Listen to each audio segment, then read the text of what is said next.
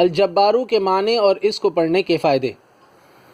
الجبارو کے معنی ہیں بگڑے ہوئے کاموں اور حالات کو درست کرنے والا۔ اس کے 4 فائدے ہیں۔ جو شخص روزانہ صبح و شام 226 مرتبہ اس اسم کو پڑھے گا انشاءاللہ ظالموں کے ظلم و قہر سے محفوظ رہے گا۔